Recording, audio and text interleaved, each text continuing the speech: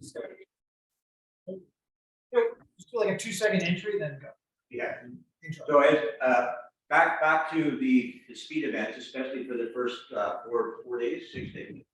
I had a chat with Michael earlier, so we have athletes that we think will be in the 120-kilometer-hour range. So race course safety is very important, and there are a few things that you really need to know. So if a car runs into you at 120 kilometers and one of our 6'2", 200-pound racer does the same thing, it's about the same amount of damage. So make sure you're aware of where you are on the course. If we can go through the race course safety video, then we can answer some questions following that. All right.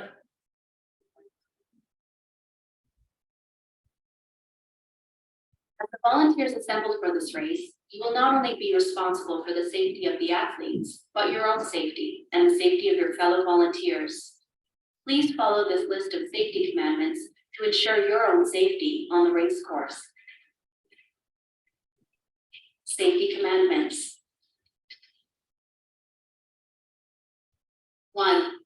Know the intervals between starts. The interval time is the time between racers leaving the start gate and can be between less than 1 minute to 2 minutes between racers. 2. Know your location on the course. This is the elapsed time between the start signal and the racer's arrival in your location.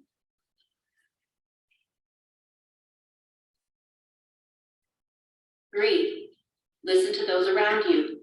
Look to your crew chief for direction if you're unsure. 4. Take care of each other. Check to ensure everyone is in a safe area during racing. 5. If you don't know how to do something, ask before you act.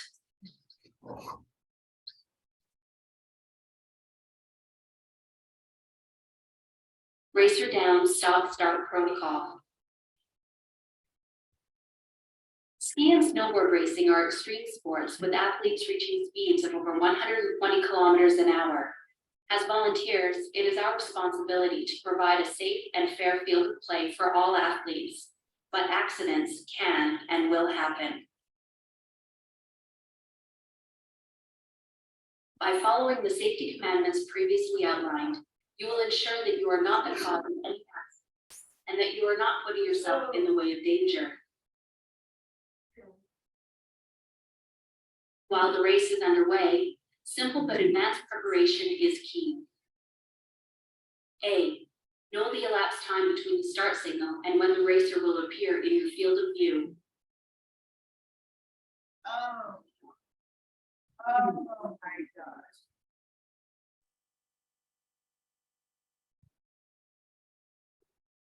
Know how long the athlete will be in your field of view.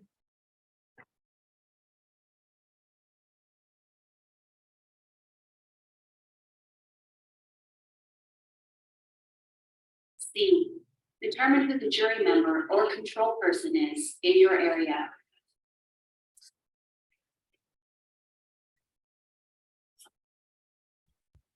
If accidents occur, the possibility of well-meaning but untrained individuals attempting to assist injured athletes can lead to trauma.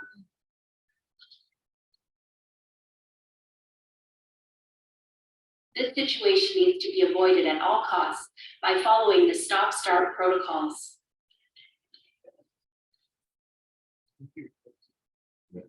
When a racer goes down, a stop-start is called by a jury member over the race radio. 44 down at Blue Hot Air. The natural reaction is to jump to action, but you need to stop, look, and listen.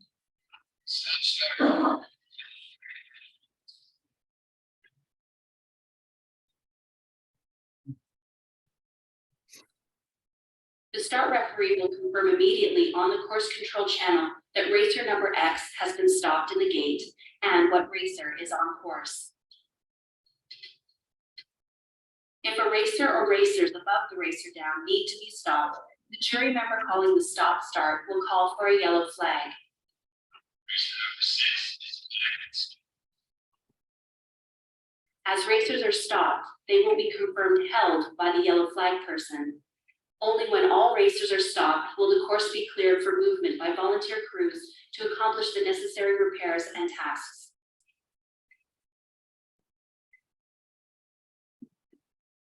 Your job during the course hold is to collect any equipment debris and make any necessary repairs to the course prior to racing recommencing. Always remember that you must ensure no danger to yourself or others during a racer down incident.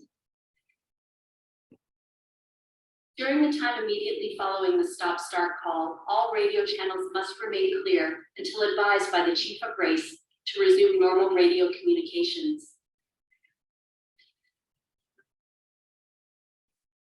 Immediately after the incident is cleared, the jury member will inform the chief of race, who will confirm that all areas are ready to proceed, and ask the start referee to complete a course clearance from the bottom up. At that time, the chief of race or race director will direct the restart of the event.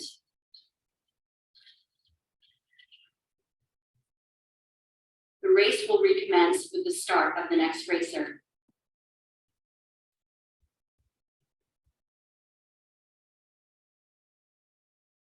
Long line rescue. In the event that an emergency evacuation is required, a long line helicopter rescue will be performed. The medical team has long line helicopter rescue capabilities from various locations on the race course. In a case where helicopter rescue is required, stand back and allow the technicians to do their job. Do not move to assist unless the technician requests. Secure all equipment and loose items in the immediate area in advance of the helicopter arrival to ensure pieces are not picked up by the prop wash.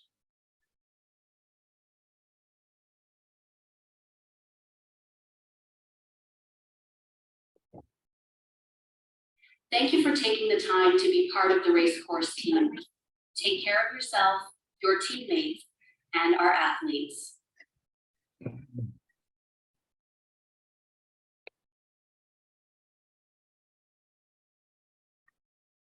Right. Right. Well, as you can see, there's some pretty graphic scenes there. Got a reaction from a few people. Back here? The one thing that's going to be a little bit different for me this year is that I'm normally used to having a dedicated team of medical people on the course every day, same people every day. At this event, we're going to be using the Whistler Blackcomb Patrol.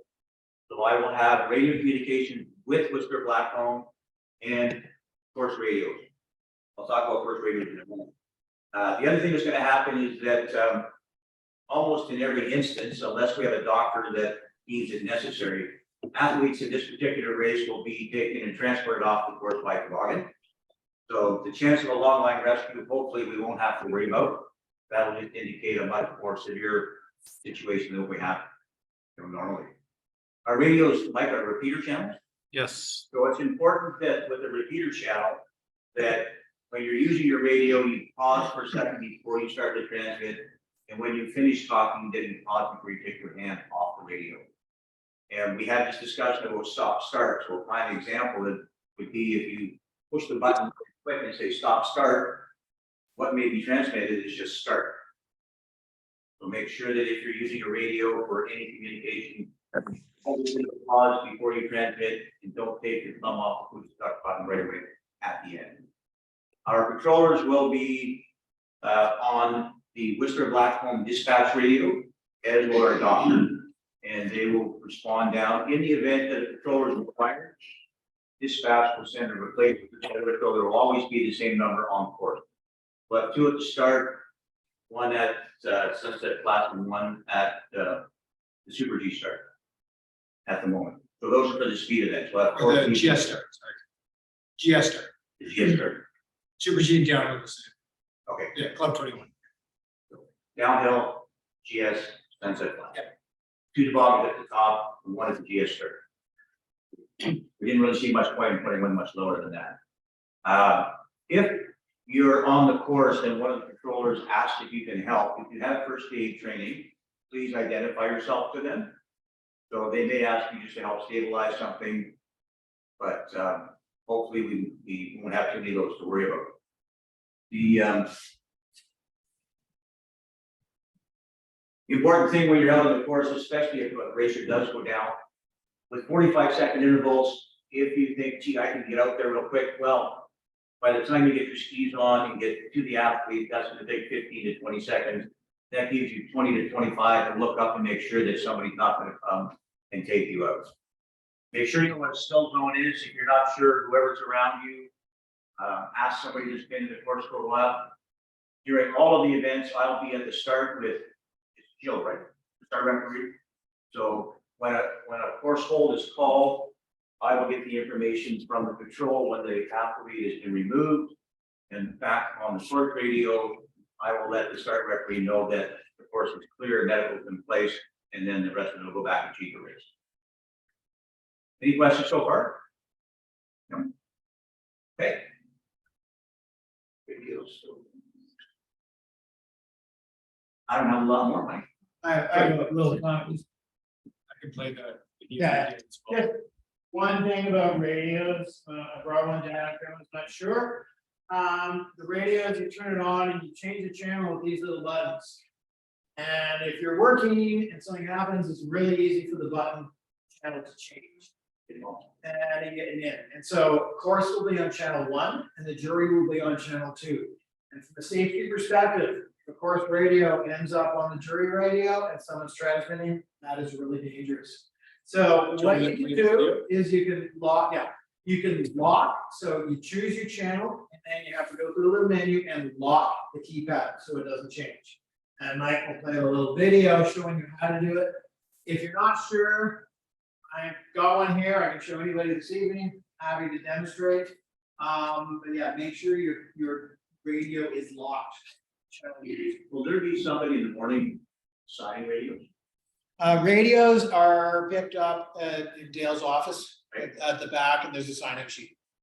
So here's a little video that I made yesterday of how to actually do this. Oops, don't have that video.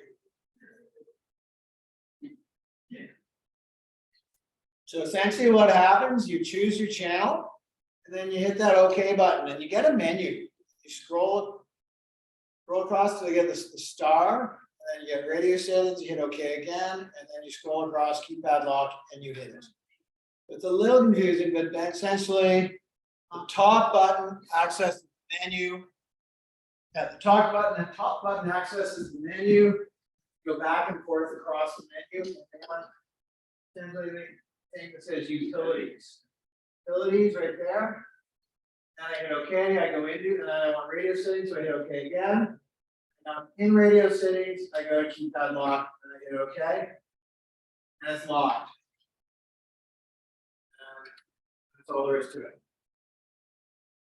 Super important to keep on the right channel, basically not to be on the jury channel. If you don't.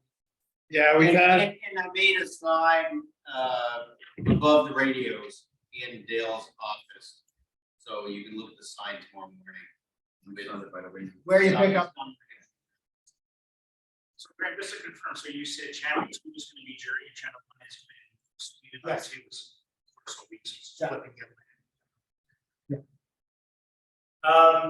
and then for just knowing with Heather's cheapest slip for you there, knowing where the slip pullouts are and getting familiar of the course names. Many of you are locals, long time here, well before the naming of the runs, but just know the map of the course. I don't know if there, Abby, we have a new one that we can. Yeah, we can share out, but just knowing, yeah, here we are. Sorry, Fred hasn't here.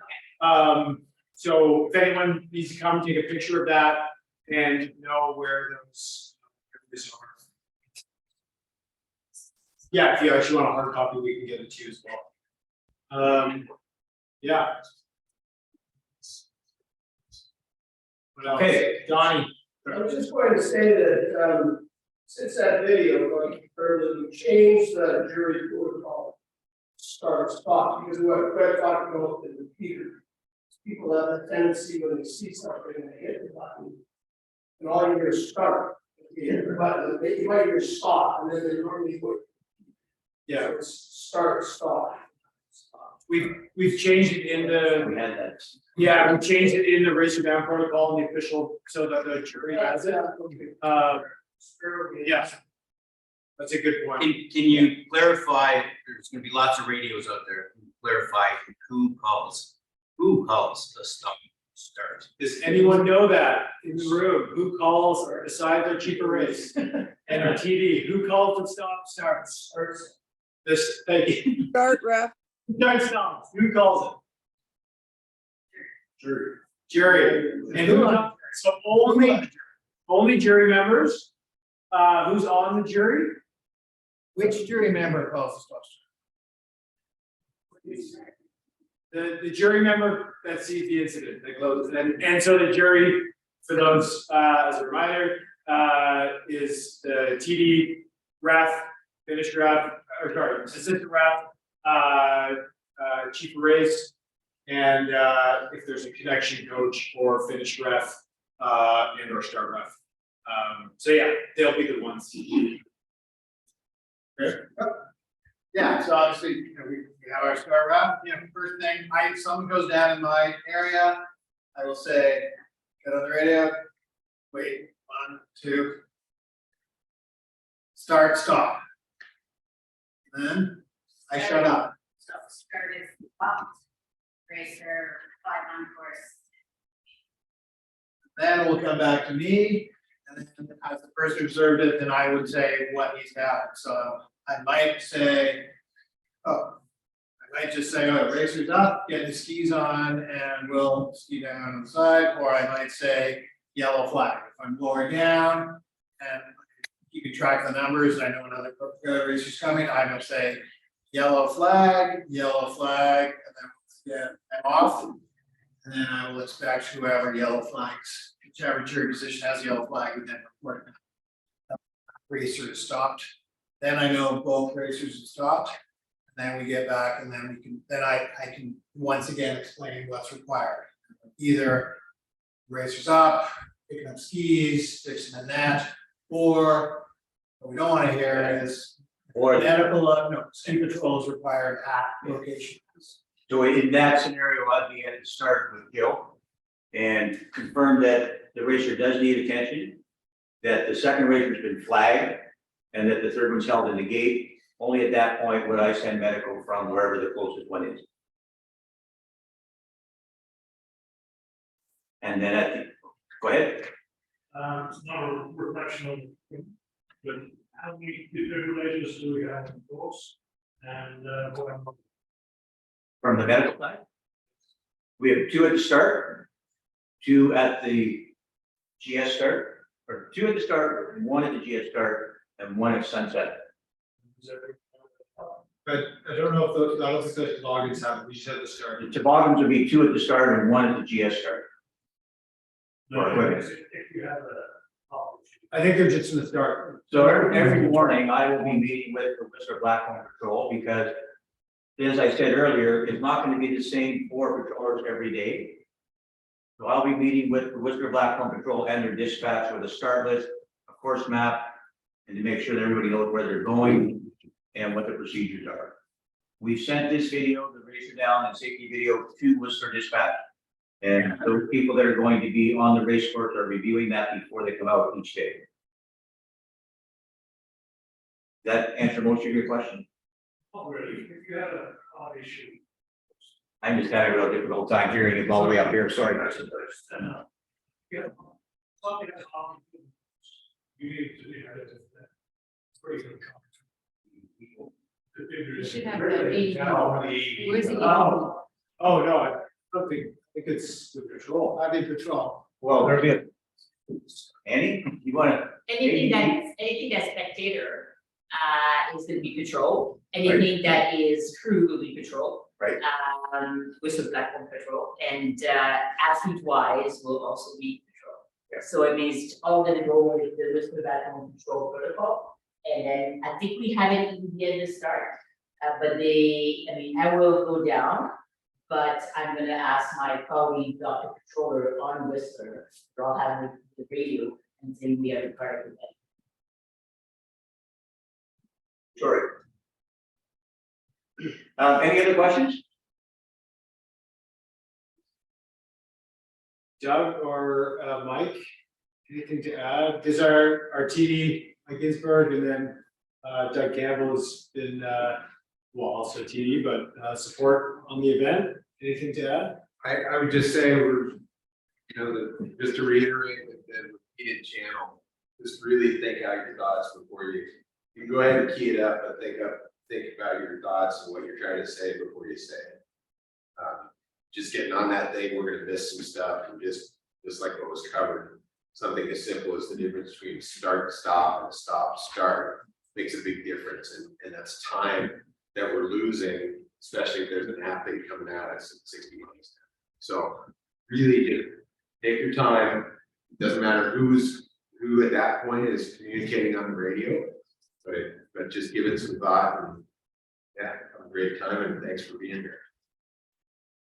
Doug? I just add that it's really important as well, once you're getting ready to race, that you assess that you're in a safe position.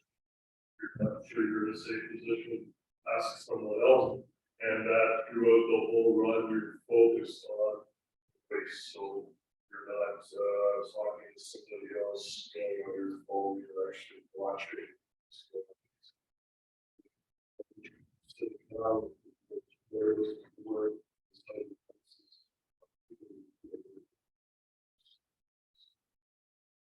Yeah, thanks. And to that note, just with equipment, we sent out the Clean Hill video. If you are moving, once, say you are in a position, please, if you do have, a shovel, a drill, it's in hand. It's never left in the snow. It's not leaning up against any fences. It's really important. There is a normal track that's still zoned, but skiers can surprise us at any moment. So please, heads up. Be aware of the race, know the intervals, and keep equipment on you at all times. Yes, Kathy. They call out horsemen. So Sure, if there's someone there, I don't know. always like. No. Yeah, they're not gonna, like, if someone's visibly in the way for some reason, I'm sure someone's gonna call, but they're not calling. Every, like, over Club 21, or, yeah. I think it's, everybody should be aware tomorrow morning of the intervals, so athletes will be set on a regular interval, and unless there's a start spot. If we're running 45 second interval, like that once an athlete passes the position, it's 45 seconds before another athlete.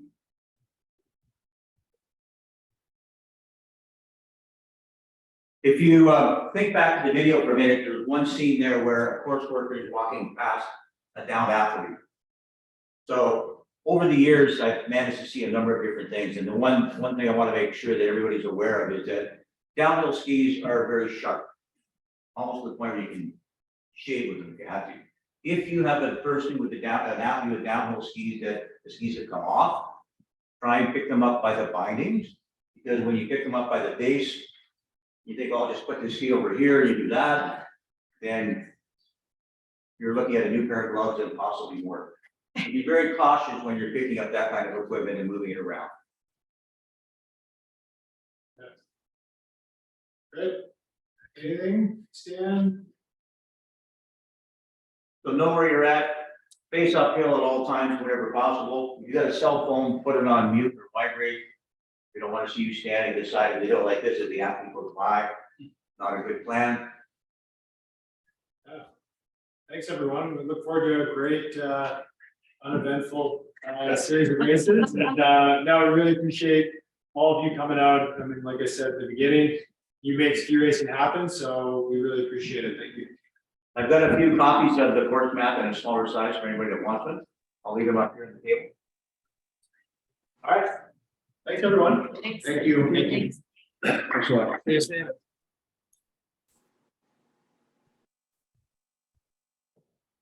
By the way, I think it does save. Just make sure that they haven't